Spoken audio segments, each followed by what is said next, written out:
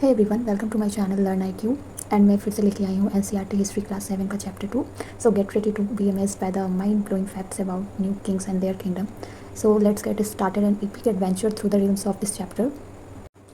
So we embark on a thrilling adventure to explore the rise of powerful empires, the courage of mighty kings, and the fascinating tales of India's ancient past. So first of all, our journey begins in the southern lands of India, where two mighty dynasties. The first one is Chalukya and the second one is Pallav, vied for supremacy. So picture grand temples adorned with intricate sculptures, colossal monuments that stood as a testament to their architectural brilliance, and epic tales of wars and alliances. So as we move northward, the land echoes with the story of the fearless Gurjara, Partiharas and the ambitious Rajputas. Their conquest and the patronage of arts and culture paint a vivid picture of an era filled with both conflict and cultural exchange. So now we find ourselves in the eastern realms where the Pala Empire thrived. Unravel the fascinating the account of the illustrious University of Nalanda and the Bikramshila, where scholars from around the world flock to seek knowledge and wisdom. Moving down the timeline, we encounter the legendary Chola dynasty in the southern India, marvel at their maritime prowess and the significant impact of their rule on the trade and cultural diffusion in Southeast Asia. Witness the splendor of their architectural masterpiece, including the stunning Bridveshwara temple. So, our journey takes an unexpected turn as we explore the lesser known but equally significant Pratiharas of Mandor in present day in Rajasthan. So, learn about their legendary King Bhoj and his exemplary administrative skills. So let us remember and cherish the story of these new kings and kingdom as they have saved the very sense of our incredible nation. सो ये आपकी एक overview थी chapter के बारे में कि इतना कुछ इसमें बस जानना है. Now let started in Hindi language. So ये बात तब की है 7वीं शताब्दी की. ठीक है, 7वीं शताब्दी में क्या होता है कि कई राजवंशों का उदय होता है और नए राजवंशों के उदय के साथ विभिन्न भागों में जो उपमहाद्वीप है उनके विभिन्न भागों में बड़े भूस्वामी और योद्धा सरदार अस्तित्व में आ जाते हैं. तो राजा लोग प्रायः उन्हें ही अपना सामंत के रूप में मान्यता देते हैं जो कि विभिन्न भागों का बड़ा भूस्वामी है. तो उनसे उम्मीद की जाती थी कि वे राजा या स्वामी के लिए ना उपहार लेके आएँ, उनके दरबार में हाजिरी लगाएं, उन्हें सैन्य सहायता प्रदान करें. तो जितनी भी अभी भी जो देखने को जहाँ पर अधिक सत्ता और संपदा हासिल करने के लिए अभी भी लोग कई अपने हथकंडे अपनाते हैं, तो इनका भी यही था.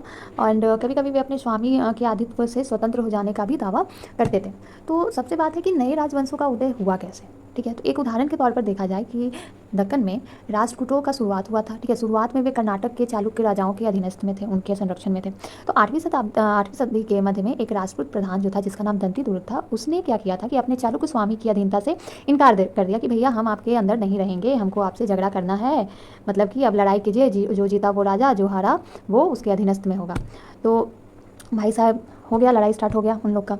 तो उसे हराया और सोने का गर्भ नाम का अनुष्ठान किया. ठीक है, दंती दुर्ग ने चालुक्य स्वामी को हराया और एक अनुष्ठान किया उन्होंने. जब यह अनुष्ठान ब्राह्मणों की सहायता से संपन्न किया जाता है तो यह माना जाता है कि इसके याजक, मान लीजिए कि वो बंदा, वो दंती दुर्ग पहले से क्षत्रिय नहीं था, लेकिन इस अनुष्ठान करवाने के बाद उसे क्षत्रिय की उपाधि मिल जाती है. जितने भी उद्यमी परिवार के पुरुष होते थे वो अपनी राजशाही कायम करने के लिए सैन्य कौशल का इस्तेमाल करते थे. मिसाल के तौर पर अगर देखा जाए तो कदम मयूर शर्मन और गुर्जर प्रतिहार हरिश्चंद्र ब्राह्मण थे, जिन्होंने, उनका पेशा जो था, ये जो दोनों ब्राह्मण थे, इनका अपना खुद का पेशा छोड़कर इन्होंने शस्त्र को अपना लिया था और कर्नाटक और राजस्थान में अपने सफलतापूर्वक राज्य स्थापित भी किए थे. तो नए राजाओं में से कई जो है वो राजाओं के राजा, तीन भूमि का स्वामी, इस तरह की उपाधि खुद को ही देते हैं. लेकिन इस तरह के दावों के बावजूद वे अपने सामंत जो होते थे, जो उनके मिनिस्टर्स होते थे, साथ ही साथ किसान, व्यापारी तथा ब्राह्मणों के जो ऑर्गेनाइजेशंस होते थे, उनके साथ अपनी सत्ता की साझेदारी करते थे. ठीक है, तो इन सभी राज्यों में जितने भी उत्पादकों अर्थात जो भी किसान थे, जो पशुपालक थे, जो भी कारीगरों से रिसोर्सेज इकट्ठे किए जाते थे, इनको अक्सर क्या किया जाता था कि जितना भी मान लीजिए प्रोडक्ट बना, ठीक है, उसमें से एक हिस्सा 1/4 जो है उसको त्यागने के लिए मनाना पड़ता था एज अ टैक्स. ठीक है, कि आप भूस्वामी को एज अ राजस्व ये आपको छोड़ना ही होगा, इस पर आपका कोई हक नहीं. तो कई शासक ने क्या किया था कि अपने उपलब्धियों का बखान भी किया था. उसमें से थे एक नागीभट्ट जो थे, उन्होंने कहा कि जितने भी आंध्र हो गए, सिंध हो गए, महाराष्ट्र का हिस्सा हो गया, विदर्भ, कलिंग हो गए, उड़ीसा का हिस्सा, तो इन सभी जगहों के जो राजा थे वो नागीभट्ट के सामने हार गए थे. नागीभट्ट ने कन्नौज के शासक चक्रयुद्ध को भी विजिट किया। भट्ट ने बंगाल का हिस्सा, गुजरात का हिस्सा, मध्य प्रदेश का हिस्सा, वनवासी, तुर्क दोनों उत्तर भारत के राजाओं को पराजित भी किया था। तो राजा लोग प्रायः ब्राह्मणों को भूमि अनुदान से पुरस्कृत करते थे। तो पुरस्कृत करने के लिए ये ताम्र पत्रों पर अभिलिखित होते थे कि जो भूमि पाने वाले को दिया जाता था कि एज अ लैंड डीड दिया जाता था कि अब से ये ज़मीन क्या है, आपको पुरस्कृत किया जा रहा है। तो इनमें से अब क्या हुआ था कि कुछ चोलों के द्वारा दी गई एक भूमि अनुदान का एक तमिल भाग का अंश है कि हमने मिट्टी की मेरे बनाकर साथ ही कांटेदार झाड़ियाँ लगाकर भूमि की सीमाओं को चिन्हित कर दिया है। इस भूमि पर ये चीज़ें हैं, ये ताम्रपत्र में लिखी हुई थी। आप बॉक्स में देखिए what was given with the land में लिखा हुआ है ये कि इस भूमि पर ये चीज़ें हैं, फलदार वृक्ष लगे हैं, पानी, भूमि, बगीचे, पेड़, कुएं, खुली जगह, चारागाह, एक गांव, बाबी, चबूतरे, नहरें एंड सो मेनी थिंग्स जो भी है जिसे भी यह भूमि मिलती है, मतलब जिसको भी यह भूमि दिया गया है, तो इस ज़मीन से जितने भी कर जुड़े हुए हैं वो वसूल करने वाला यह भूमि स्वामी ही हकदार है। अब यहाँ पर है कि 12वीं शताब्दी में एक संस्कृत काव्य की रचना की थी और इस रचनाकार का नाम था कल्हन। और कल्हन ने क्या किया था, बहुत सारे शिलालेखों पर, दस्तावेजों पर अपना वृत्तांत लिखा था और शासकों और उनकी नीतियों के बारे में भी आलोचनात्मक रुख दिखलाया था। इसीलिए 12वीं सदी के लिए ये संस्कृत काव्य एक असाधारण ग्रंथ के रूप में भी देखा जाता है। अब धीरे धीरे क्या हुआ कि धन के लिए युद्ध होने लगा। तो गौर किया होगा कि प्रत्येक शासक राजवंश का आधार कोई क्षेत्र विशेष होता है, मतलब ये राजा का क्षेत्र ये है, वो राजा का क्षेत्र वो है, तो वो अपने ही क्षेत्र को नियंत्रण करते हैं, दूसरे क्षेत्र को नियंत्रण नहीं करते हैं वो। तो अफगानिस्तान का जो गजनी का सुल्तान महमूद जो था वो ऐसे शासकों में से सबसे प्रसिद्ध था, ठीक है। तो उसने क्या किया था कि 1997 से 1030 तक शासन किया था और अपने नियंत्रण का विस्तार वो मध्य एशिया के भागों से ईरान और उपमहाद्वीप के उत्तर पश्चिमी हिस्से तक किया था। वह लगभग हर साल जितने भी उपमहाद्वीप है उस पर हमला कर ही देता था। उसका निशाना था जितने भी संपन्न मंदिर थे, जिनमें गुजरात का सोमनाथ मंदिर भी शामिल था। महमूद जो धन उठा ले गया था उससे उसका बड़ा हिस्सा गजनी में से एक वैभवशाली राजधानी के निर्माण में खर्च हुआ था। सुल्तान महमूद अपने द्वारा जीते गए लोगों के बारे में भी कई बातें जानना चाहता था, तो उसने अल बेरूनी नामक एक विद्वान को इस महाद्वीप पर लेखा जोखा लिखने का काम सौंपा। तो अरबी में लिखी गई उसकी जो भी कृति कह लीजिए, एक किताब थी, किताब अल हिंद, आज भी जो जितने भी हिस्टोरियंस हैं के लिए एक महत्वपूर्ण स्रोत है उस समय के बारे में जानने के लिए। तो अल बेरूनी ने इसे तैयार करने के लिए संस्कृत के विद्वानों का परामर्श लिया था। तो युद्ध करने वाले दूसरे राजाओं में चाहमान भी थे, जो बाद में चौहान के रूप में जाने गए। वे दिल्ली और अजमेर के आसपास के भी क्षेत्र थे, उन पर शासन किया करते थे। उन्होंने पश्चिम और पूर्व की ओर अपने नियंत्रण क्षेत्र का विस्तार करना चाहा, लेकिन गुजरात के जो चालुक्य और पश्चिम उत्तर प्रदेश के ग्रहवारों से टक्कर लेनी पड़ी। चाहमानों का सबसे प्रसिद्ध शासक था पृथ्वीराज तृतीय, जिसने सुल्तान मोहम्मद गौरी नामक अफगान शासक को 1191 में हराया था, लेकिन दूसरे ही साल उसके हाथों वो हार गया था।